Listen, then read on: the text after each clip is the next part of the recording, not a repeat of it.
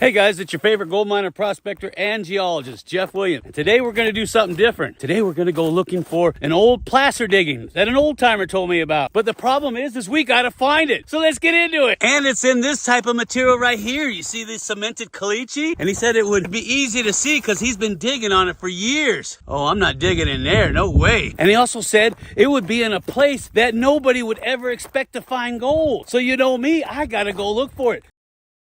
And he said there's certain plants that you're going to find along the way. This is a good example right here. See this? These only grow in certain areas. Yeah, he said we would be seeing these weird looking plants. You see that? And there's another one right there. It reminds me of the old Mormon tea plants. You could boil them up and then drink the tea from them and get an adrenaline rush. More trumpet plants. Oh, look at this. They're all over. This kind of looks like it. But there's bedrock here. Oh, that'd be a good place to sample right up in there along the contact zone. He said I would be spotting a lot of these too. And they grow where there's water. I know it's around here somewhere. It's just a matter of finding it. And I gotta hurry too because the sun drops fast. Yeah, the caliche beds are getting more defined. You see that? All these different layers, but you're not digging in that. No, you have to drill and blast that. You see all this cemented caliche beds. This is what I'm talking about. This is where somebody started to drift into these beds of caliche. See these gravel zones here? And wherever they touch is called a bedding plane. So you got all these beds of gravel and some of them are cemented together, which is caliche, which would take dynamite to get it out. And you can see where they've been digging good into that one zone. There's a waterfall right here. You see where it drops down? This would be a good place to sample. And I can tell somebody's been digging up there right along that zone. I might pull samples because I can see where they've been digging right along the top there. And looky here, see this caliche bed? It's as hard as concrete. But this is a good trap right here for the gold to get down in here. Or back in there. That would be perfect. Or under that rock that's sitting on top of caliche. Look at this. This is nothing but caliche. This would be worth backpacking to see if there's any fine gold in it. And this would be another good spot to start digging. But look at that. You need dynamite to get in there. Look at this. These little pockets. These are great right here to trap gold. This would be a good place to sample. And look at here. Remember these? These old workings? Nice. Somebody's been digging really hard to get that gold. Because you don't work this hard unless you're finding good gold. Look at this. And you can see it's right down here in this gravel zone. See these giant rocks right here?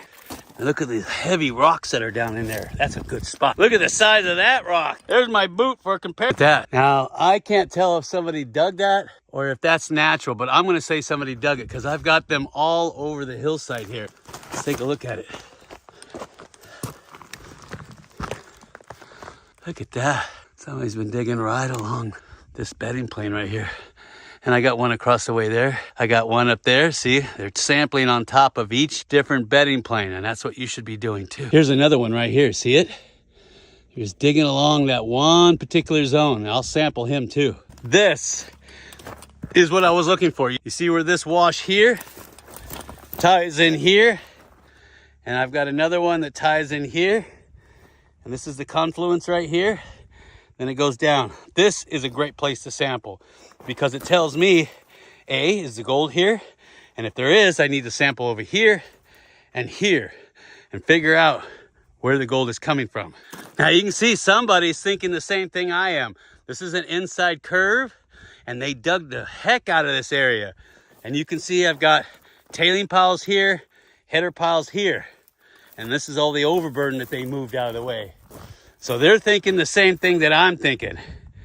And I'm wondering if they're finding it. So I need to sample there too. Now this is interesting. Somebody put this here. You see that? Like a marker. So we're going to sample him first. Now I want you to see how red that's getting. That means I've got iron in there. That doesn't mean I got gold, but it means I've got iron in there. Look how hard it is. Here's a smaller one here.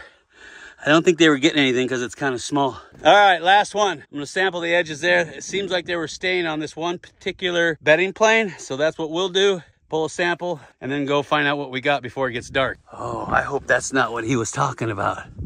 Ooh, I saw somebody run back in there. I saw somebody in there. There's another one there. Oh, I hope that's not it because I'm not digging in that. But I don't see anything good. I see areas to backpack and I see these nice little waterfalls. Look at this. See that? That's a nice little waterfall. I could see backpacking that. I see diggings. That's a header pile and that is a tailing pile. And that is a good sign right there. That was a little bit bigger. This might be the spot. He said he's been digging it for years. That don't look like years to me. Oh, look at this. Somebody's been digging real hard.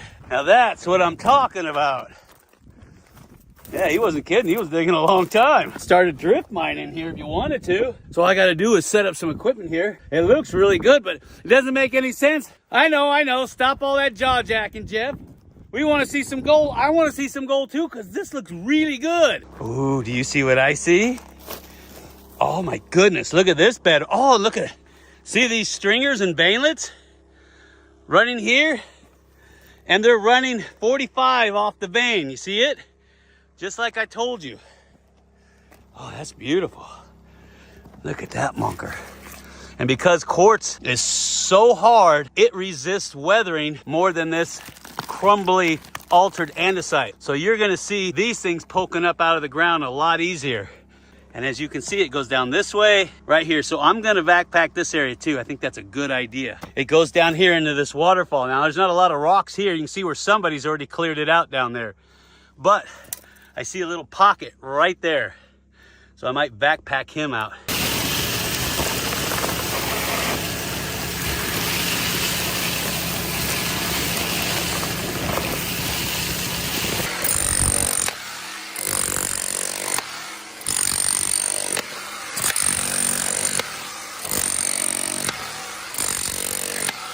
That I saw a scorpion.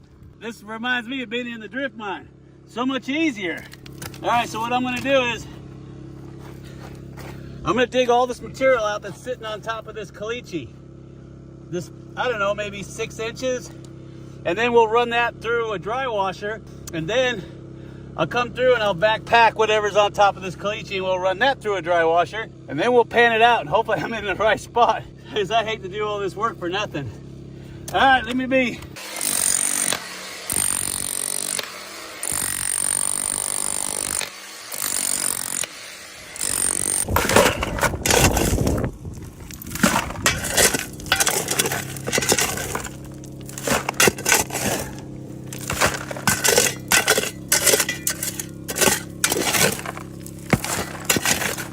There's that caliche bed.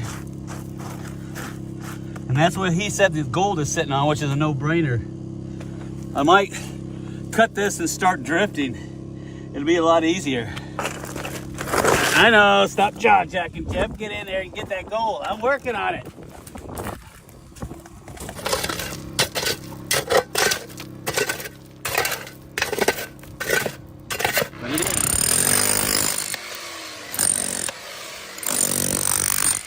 Forgot my mask.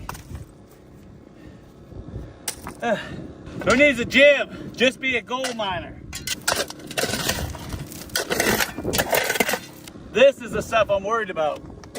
This overburden, because it's soft. See that?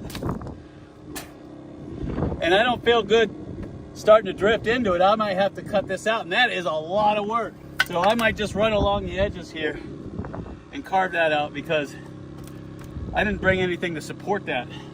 And if you're drift mining, remember, if you're gonna get in soft soil, have something to support the back of your overburden, because you don't want that coming down on you. That's not too bad. It's rounded, and I have a distinct zone of consolidation. But the question you should always ask yourself when you find deposits like this is, where did the gold come from? Where is this gold coming from? And is the source still exist? And if you can't find the source, you got to find the heaviest concentrations. That's the bottom line.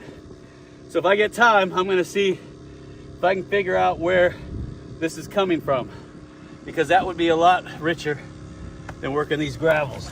All right, let me run some of this through a dry washer. Oh, look at him. He's not too happy to see me. He says, what are you doing digging up my house? Now, the reason why I dig a little pocket under the blower here is because if you don't have enough space for your tubing, it'll literally pick this box up and stop the vibration. So make sure you dig out a notch for your air tubing.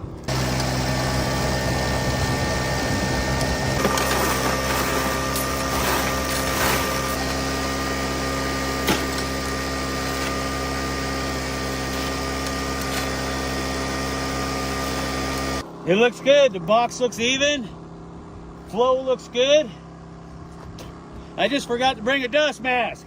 You want to be a gold miner? This is what it takes. All right, so what I'm going to do is I'm going to shovel off all this overburden, and then I'm going to dig into that bottom layer.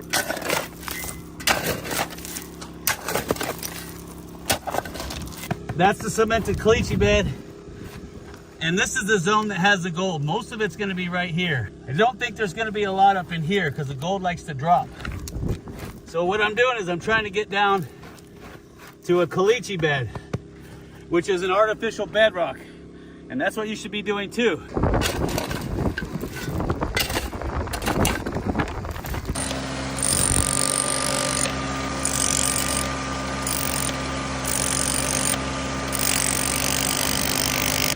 Okay, let's take a look. All right. So I thought we were on the caliche bed here, but you can see where I still got gravels here, but I can see this really soft, kind of loamy sand here. So what I'm gonna do is I'm gonna take samples as far down as I can dig and try to isolate, and that way I'll know exactly where the gold is, because I thought that this was the cemented bed because it was really hard. But as you can see, I got these big gravels here. So, all right. And that's what you should be doing too, is you've got to be a detective. You got to sample and try to figure out where the best gold is coming from, because Mother Nature can throw you a curveball at any time. So we'll go ahead and dig down, and I'll grab a sample and we'll see what's in that.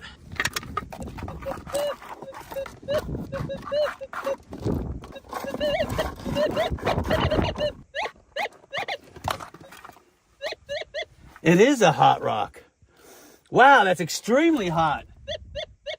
You know what? I'm gonna hold on to him and break him open. All right, I'm gonna go over my header pile, my tailing pile, and then we're gonna find out what's in there. Oh, and once again, thanks Desert John for the bipod. Really helps out a lot. This is that electrostatic pad that I told you about.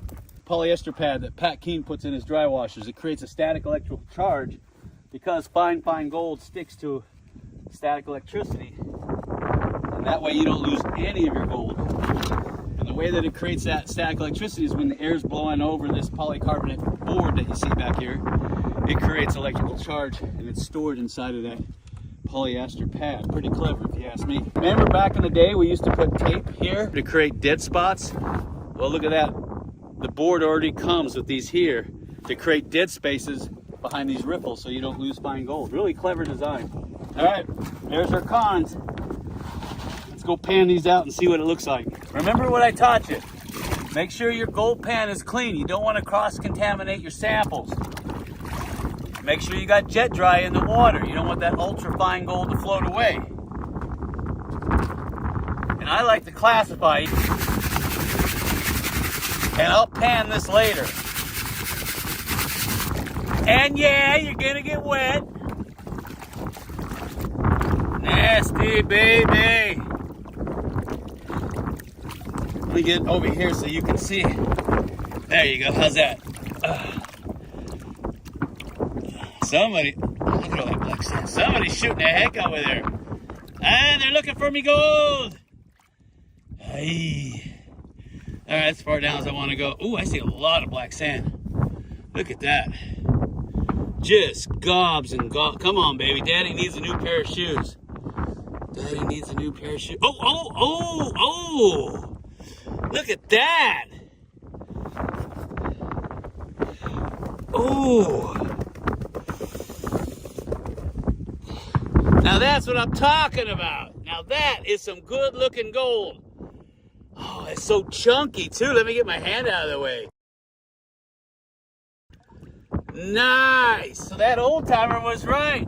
Oh man, I tell you what, it's always good to follow up on some of these stories. I know even though they sound kind of crazy sometimes, you need to follow up on it. Now, what's the big surprise? At the end of every month, we give away a brand new Gold Monster 1000 metal detector.